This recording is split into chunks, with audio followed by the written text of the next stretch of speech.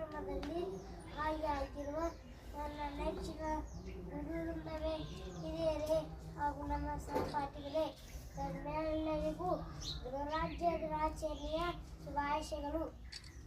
ತಮಗೆಲ್ಲ ತಿಳಿದಂತೆ ಇಂದು ಸಂವಿಧಾನ ಜಾರಿಗೆ ಬಂದ ಕಾರಣ ಭಾರತ ಮಾತೆಯ ಹೃದಯದಂತಿರುವ ಸಂವಿಧಾನದ ಬಗ್ಗೆ ತಿಳಿಯುವುದು ಬಹಳ ಅವಶ್ಯ.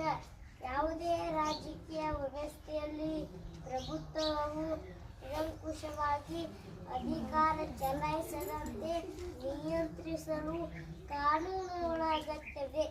ಈ ಕಾನೂನುಗಳ ತಾಯಿಯೇ ಸಂವಿಧಾನ. ಹಾಗಿದ್ರೆ ಗಣರಾಜ್ಯ ಅಂದ್ರೆ ಏನು?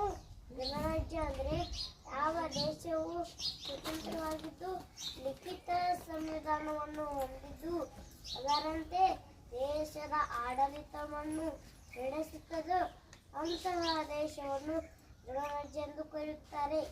ನಮ್ಮ ದೇಶದ ಸಂವಿಧಾನವು Britain, America, France, England, Canada, Soviet ರಷ್ಯಾದ ಪ್ರೇರಣೆ ಹೊಂದಿದ್ದು ವಿ ದಿ ಪೀಪಲ್ ಎಂಬ ನುಡಿಗಟ್ಟನ್ನು ಅಮೆರಿಕಾದ ಸಂವಿಧಾನದ ಪಂಚವಾರ್ಷಿಕ ಯೋಜನೆ ಪರಿಕಲ್ಪನೆಯನ್ನು ಸೋವಿಯತ್ ರಷ್ಯಾದಿಂದ ಸಾಮಾಜಿಕ ಮತ್ತು ಆರ್ಥಿಕ ಹಕ್ಕು ಪರಿಕಲ್ಪನೆ ಇಂಗ್ಲೆಂಡ್ ಸಂವಿಧಾನದಿಂದಲೂ ಲಿಬರ್ಟಿ, ಇಕ್ವಾಲಿಟಿ ಆ್ಯಂಡ್ ಫ್ರೆಟರ್ನಿಟಿ ಎಂಬ ಪರಿಕಲ್ಪನೆ ಫ್ರಾನ್ಸ್ ಸಂವಿಧಾನದಿಂದ ಪಡೆದಿದೆ. ಈ ಸಂವಿಧಾನಕ್ಕಾಗಿ ಹಗಲು ಇರುಳು ಶ್ರಮಿಸಿದ ಸಂವಿಧಾನ ಶಿಲ್ಪಿ ಡಾಕ್ಟರ್ ಬಿ.ಆರ್.